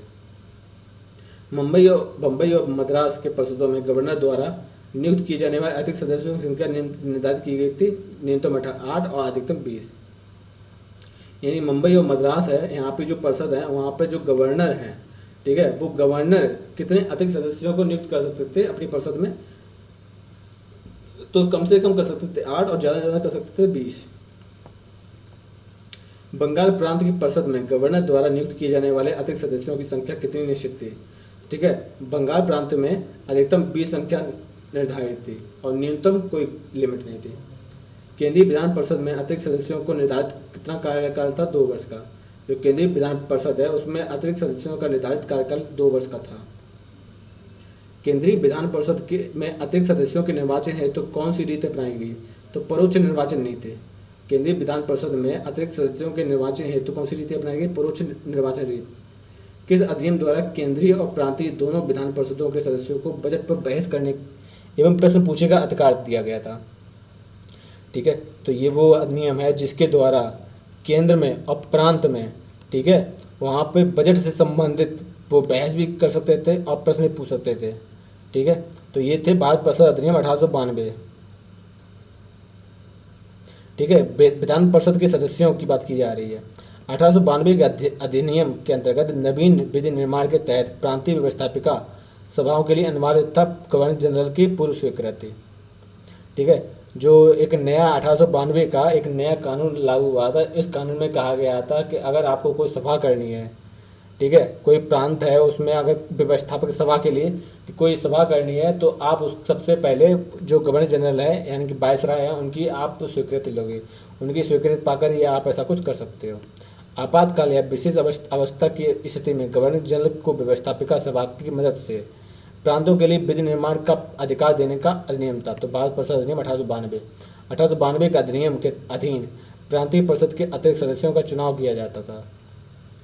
1892 के अधिनियम के अधीन प्रांतीय परिषद के अतिरिक्त, ठीक है, प्रांतीय जो परिषद थे उसके अतिरिक्त सदस्यों का चुनाव किया जाता था विश्वविद्यालयों, नगरपालिका, जिला परिषद, व्यापार संघ, जमींदारी आदि की सिफारिशों पर। ठीक है, प्रांतीय परिषद के अतिरिक्त सदस्यों का चुनाव किया जाता था 1892 के अधिनियम के अधीन। ठीक है, तो इनमें है विश्वविद्यालय, नगरपालिका, जिला परिषद, व्यापार संघ, जमींदारों की सिफारिशों पर।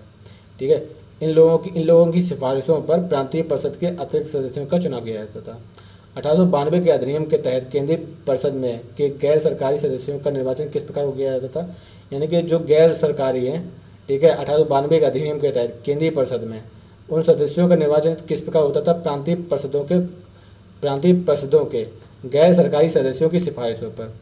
1892 के अधिनियम के अधीन गठित होने वाली व्यवस्थापिका यानी सभाओं केंद्रीय तथा प्रांतीय के सदस्य किस प्रकार के प्रश्न नहीं पूछ सकते थे? तो पूरक प्रश्न और तर्कपूर्ण प्रश्न नहीं पूछ सकते थे।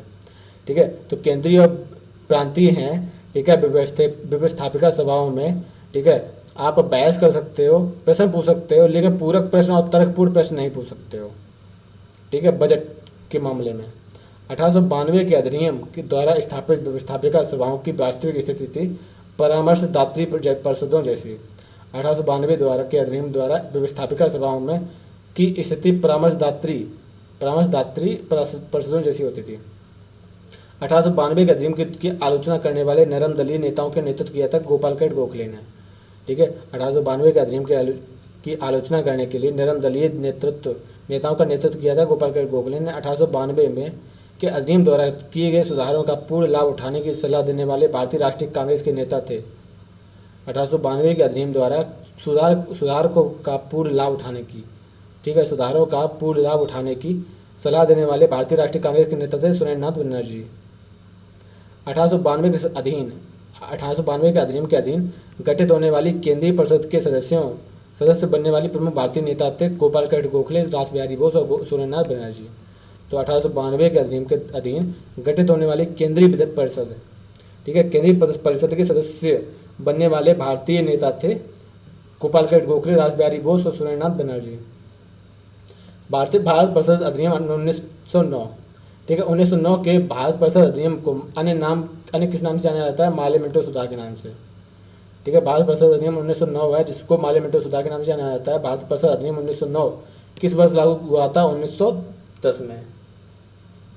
ठीक है, 1909 के अधिनियम, ठीक है, जो भारत परिषद अधिनियम माले मिंटो सुधार का नाम दिया गया था और ये जो भारत परिषद अधिनियम 1909 है, ठीक है, ये लागू कब हुआ था? जनवरी 2010 में, जनवरी 1910 में। 1909 के अधिनियम द्वारा वायसराय की केंद्रीय परिषद में अधिक सदस्यों की संख्या बढ़ाकर कितनी कर दी गई थी? 60। जो केंद्रीय परिषद है उसमें अतिरिक्त यानी कि एक्स्ट्रा मेंबर्स जोड़ दिए गए 60। और 1909 के अधिनियम द्वारा वायसराय की परिषद में कुल सदस्य संख्या कितनी थी? 69। ठीक है, पहले 9 थी, अब इसमें 60 लोग और जुड़ गए 1909 में। ठीक है, तो अब सदस्य संख्या हो गई है 69। किस अधिनियम द्वारा मुसलमानों के लिए पृथक सामुदायिक प्रतिनिधित्व प्रणाली लागू की गई? ठीक है, तो जो अब 1909 का ये है कि यहीं से शुरुआत हुई थी मुसलमानों और हिंदुओं में टूट की। ठीक है, क्योंकि यहाँ जो 1909 में उन लोगों ने मुसलमानों के लिए पृथक प्रतिनिधित्व प्रणाली लागू कर दी। ठीक है, यानी कि जहाँ पर, ठीक है, कुछ कुछ जगह ऐसी निश्चित कर दी जहाँ पर सिर्फ मुसलमान ही मुसलमान को वोट देगा। ठीक है, तो इस तरह से टूट फूट हो गई। सांप्रदायिक प्रतिनिधित्व की व्यवस्था द्वारा भविष्य में देश विभाजन की आधारशिला तैयार करने वाला अधिनियम था 1909। लॉर्ड मिंटो ने मुसलमानों का निर्वाचन संबंधी कौन सी सुविधाएं प्रदान की थी? लॉर्ड मिंटो ने मुसलमानों को निर्वाचन संबंधी कौन सी सुविधाएं प्रदान की थी? पृथक निर्वाचन। सांप्रदायिक प्रतिनिधित्व के जन्मदाता किसे कहते हैं? लॉर्ड मिंटो को। ठीक है, सांप्रदायिक प्रतिनिधित्व का जन्मदाता लॉर्ड मिंटो कहते हैं। भारत सचिव लॉर्ड मार्ले ने निर्वाचन हेतु किस निर्वाचन मंडली की सिफारिश की थी? मिश्र निर्वाचन मंडल की। तो जो लॉर्ड मार्ले है ना, वो भारत सचिव थे और इन्होंने निर्वाचित हेतु जो मिश्र निर्वाचन मंडल की सिफारिश की थी। वह अधिनियम जिसके द्वारा विधि निर्मात्री परिषद का नाम सर्वप्रथम व्यवस्थापिका सभा रखा गया। वह अधिनियम जिसके द्वारा विधि निर्मात्री परिषद का नाम सर्वप्रथम व्यवस्थापिका सभा रखा गया। भारत परिषद अधिनियम 1909। सुधारों की प्रकृति तथा प्रतिनिधित्व विस्तार के संदर्भ में रिपोर्ट देने हेतु लॉर्ड मिंटो द्वारा नियुक्त की गई समिति का अध्यक्ष कौन था? A.T. अरोडेल। सुधारों की प्रकृति और प्रतिनिधित्व विस्तार के संदर्भ में रिपोर्ट देने हेतु लॉर्ड मिंटो द्वारा नियुक्त की गई समिति के अध्यक्ष थे A.T. अरोडेल। भारत परिषद अधिनियम 1909 के तहत वायसराय की कार्यकारी परिषद में किसे प्रथम भारतीय सदस्य के रूप में नियुक्त किया गया था? तो सत्येंद्र नाथ प्रसाद सिन्हा को। ठीक है, जो भारत परिषद अधिनियम था, यानी कि फर्स्ट ICIS भारत परिषद अधिनियम 1909 में तहत वायसराय की कार्यकारी परिषद में किस भारतीय सदस्य के रूप में नियुक्त किया गया था? सत्येंद्र प्रसाद सिन्हा को। केंद्रीय और प्रांतीय व्यवस्थापिका सभाओं की व्यवस्था और शक्तियों के विस्तार का अधिनियम है 1909 के भारत परिषद अधिनियम।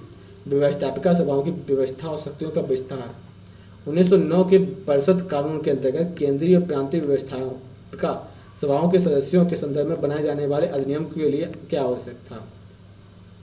जो 1909 है वो परिषद कानून के अंतर्गत केंद्रीय और प्रांतीय व्यवस्थापिका सभाओं के में सदस्यों के संदर्भ में बनाए जाने वाले अधिनियम के लिए आवश्यक है।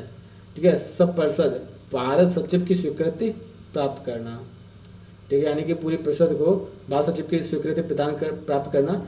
ठीक है, सदस्यों के संदर्भ में बनाए जाने वाले अधिनियम के लिए आवश्यक है।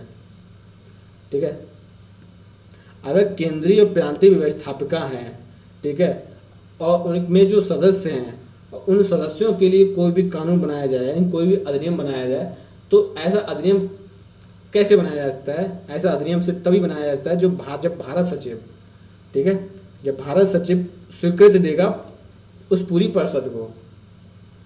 ठीक है, तभी उस परिषद में जो सदस्य हैं उनके लिए अधिनियम बनाए जा सकते हैं। 1909 के परिषद कानून के अनुसार विशिष्ट निर्वाचन क्षेत्रों की कितनी श्रेणियां हैं? तो विशिष्ट निर्वाचन क्षेत्र की 3 श्रेणियां हैं। विधायी परिषद में पूरक प्रश्न पूछने की व्यवस्था किस अधिनियम के द्वारा की गई थी? ठीक है, भारत परिषद अधिनियम 1909। जबकि 1909 से पहले कौन सा था? ठीक है, 1892, इसमें पूरक प्रश्न नहीं पूछे जा सकते थे बजट से रिलेटेड। ठीक है, लेकिन 1909 में पूरक प्रश्न पर अधिकार दे दिया गया कि आप पूरक प्रश्न पूछ सकते हो और तर्क भी कर सकते हो, बहस भी कर सकते हो, बहस में भाग ले सकते हो। विधायी परिषद में लोक हितों के विषय को प्रस्तुत करने वाले अधिकार देने का अधिनियम था भारतीय परिषद अधिनियम 1909। विधायी परिषदों में लोक हितों के विषयों को प्रस्तुत करने का अधिकार भारत परिषद अधिनियम 1909 को है। भारत शासन अधिनियम 1919 देखते हैं, जिसको बोलते हैं चेम्सफोर्ड सुधार।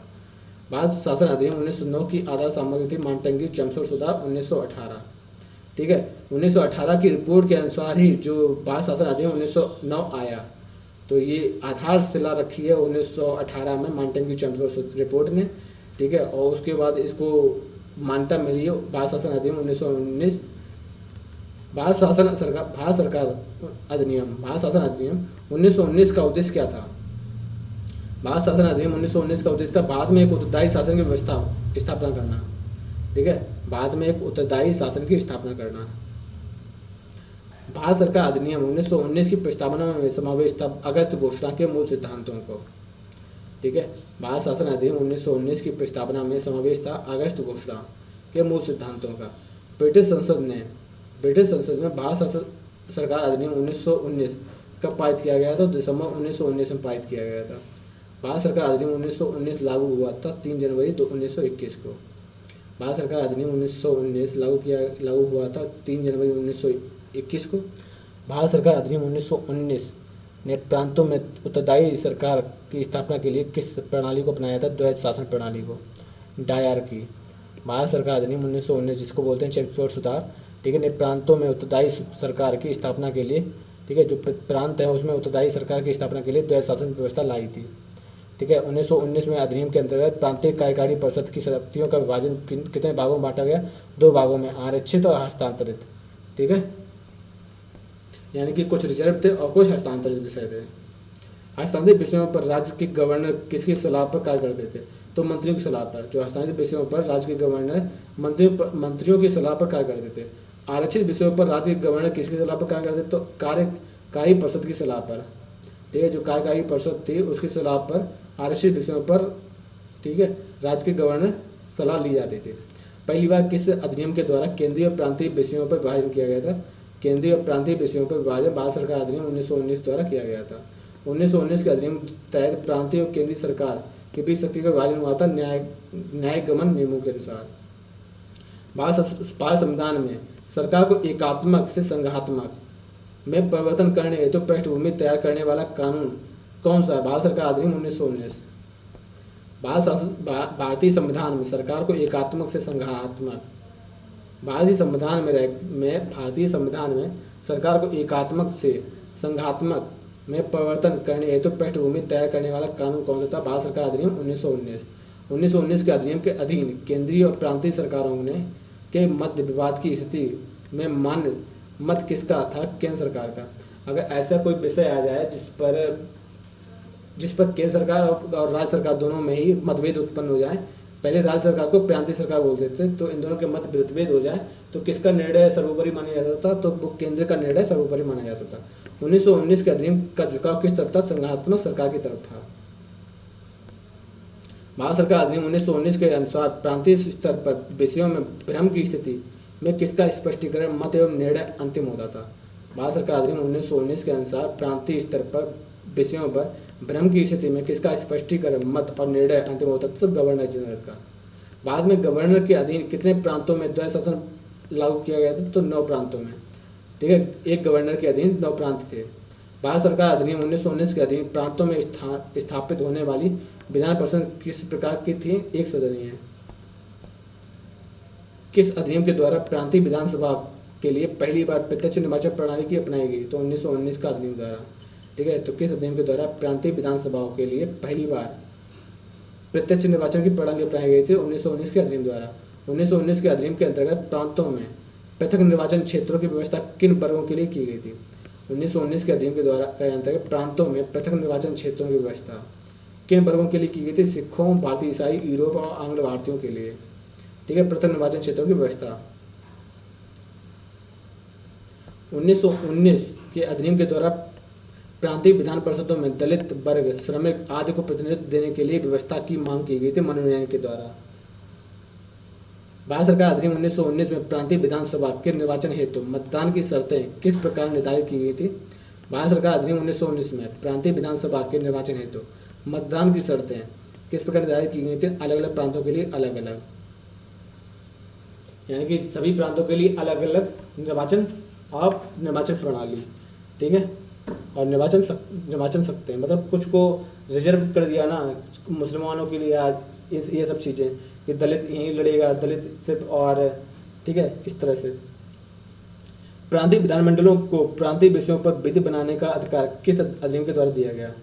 प्रांतीय विधानमंडलों को प्रांतीय विषयों पर विधि बनाने का अधिकार भारत सरकार अधिनियम 1919 में दिया गया है। किस अधिनियम द्वारा प्रतिवर्ष विधानमंडल के समक्ष बजट प्रस्तुत किया जाना अनिवार्य किया गया था? तो 1919 के अधिनियम के तहत प्रतिवर्ष विधानमंडल के समक्ष बजट प्रस्तुत करना अनिवार्य कर दिया गया 1919 के अधिनियम द्वारा। भारत सरकार अधिनियम 1919 द्वारा प्रांतीय विधानसभा का कार्यकाल कितनी कार्यकाल निर्धारित किया गया था 3 वर्ष और परिषद का कार्यकाल 2 वर्ष। 1919 के अधिनियम के अंतर्गत प्रांतीय विधानसभाओं का सत्र बुलाना, स्थगित करना अथवा भंग करने की शक्ति थी गवर्नर में। किस प्रांत में द्वैध शासन प्रणाली ने संतोषजनक ढंग से कार्य किया? ठीक है, किस प्रांत में द्वैध शासन प्रणाली ने संतोषजनक कार्य किया? तो पंजाब ने। मंत्री गवर्नर के प्रसाद पर्यंत ही पद पर रह सकेगा। मंत्री गवर्नर के प्रसाद पर्यंत ही पद पर रह सकेगा। यह व्यवस्था किस अधिनियम के द्वारा थी? भारत सरकार अधिनियम 1919 के द्वारा। जैसे आज प्रेजेंट टाइम में, ठीक है, प्रेजेंट टाइम का भी वही हाल है कि राष्ट्रपति अगर खुश है तो आप तब तक रह सकते हो। भारत सरकार अधिनियम 1919 के अंतर्गत गवर्नर द्वारा अध्यादेश जारी की जाने हेतु वांछित शर्त क्या थी?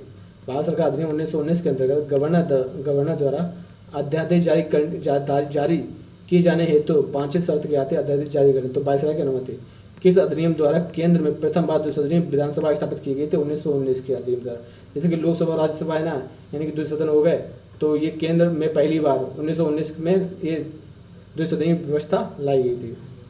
तो वह अधिनियम जिसके द्वारा प्रथमतः राज्यसभा स्थापित की गई थी भारत सरकार अधिनियम 1919 द्वारा। 1919 के अधिनियम द्वारा स्थापित राज्यसभा का कार्यकाल था 5 वर्ष का। और 1919 के अधिनियम के अनुसार विधानसभा में कौन सा प्रस्ताव प्रस्तुत किया जाना अनिवार्य था? कर वृद्धि विषयक सभी प्रस्ताव, आर्थिक बिल, ठीक है, आर्थिक बिल प्रस्तुत करना अनिवार्य था विधानसभा में। 1919 के अधिनियम द्वारा भारत सचिव की परिषद सदस्य संख्या पुनर्निर्धारित की गई, ठीक है, तो पुनर्निर्धारित कितनी कर दी गई? न्यूनतम 8 और अधिकतम 12। 1919 के अधिनियम द्वारा गवर्नर जनरल की कार्यकारिणी में भारतीय सदस्यों की संख्या निर्धारित की गई थी 3 से, पहले 2 थी, अब 2 से बढ़ाकर 3 कर दी गई, ठीक है। भारत जो गवर्नर जनरल की कार्यकारिणी है उसमें भारतीय सदस्यों की संख्या। 1919 के अधिनियम के अनुसार किन विषयों पर भारतीय परिषद यानी इंडियन काउंसिल का मत अति आवश्यकता? तो आय व्यय तथा अखिल भारतीय सेवा संबंधी नियमों पर, ठीक है। किस अधिनियम द्वारा लंदन में भारत के उच्चायुक्त के कार्यकाल का सृजन किया गया था? ठीक है, किस अधिनियम द्वारा लंदन में भारत के उच्चायुक्त के कार्यकाल का सृजन किया गया था? 1919 में भारत सरकार अधिनियम द्वारा। किस अधिनियम द्वारा प्रावधान किया गया कि केंद्रीय बजट व प्रांतीय बजट अलग अलग पेश किए जाएंगे? तो ये बात कही गई थी 1919 द्वारा। किस अधिनियम के द्वारा पहली बार एक लोक सेवा आयोग यानी कि ICS, ठीक है, ICS का एग्जाम होने लगा था, ठीक है, भारत सरकार अधिनियम 1919 द्वारा। भारत सरकार अधिनियम 1919 के अधीन केंद्रीय सरकार में विहित विषय थे नाविक, सेना, वायु संबंधी, भारतीय राज्यों के संबंध, रेलवे, डाक और तार, मुद्रा, ऋण आय के साधन, फौजदारी और दीवानी कानून, अखिल भारतीय सेवाएं आदि। भारत सरकार अधिनियम 1919 के अधीन प्रांतीय सरकारों में निहित विषय थे स्थानीय सुशासन, स्वास्थ्य, शिक्षा, कृषि, उद्योग, बिक्री कर, सहकारी समितियां, भूमि कर, प्रशासन, सिंचाई, न्याय, पुलिस और कारागृह आदि। 1919 के अधिनियम के द्वारा 1919 का अधिनियम का किन लोगों द्वारा स्वागत किया गया था? कांग्रेस के मध्य मार्गियों द्वारा। मूडी मैन समिति किस लिए गठित की गई थी? तो मूडी मैन समिति 1919 के अधिनियम की जांच करने हेतु गठित की गई थी। Moody man. भारत का गवर्नर जनरल राज भी करता था और शासन भी, यह कथन सम्मिलित है। तो भारत का गवर्नर जनरल था वो राज भी करता था और शासन भी करता था, ये कथन है 1919 के अधिनियम द्वारा गवर्नर जनरल को दिए गए विशेष अधिकारों के संदर्भ में। किसने कहा था कि 1919 का अधिनियम भारतीयों के लिए बेड़ियों का नया जाल है? ठीक है, तो 1919 का जो अधिनियम है भारतीयों के लिए बेड़ियों का नया जाल है, ये बात कही थी सुभाष चंद्र बोस ने। किसका कथन था कि चैम्फोर सुधार भारत के आर्थिक शोषण तथा उसे परतंत्र बनाए रखने की प्रक्रिया का ही अंग है, ये बात कही थी महात्मा गांधी ने। ठीक है, तो आज के लिए इतना काफ़ी है। आप नेक्स्ट क्लास में देखेंगे भारत शासन अधिनियम 1935 से आगे चलेंगे, तो आज यहीं रखते हैं।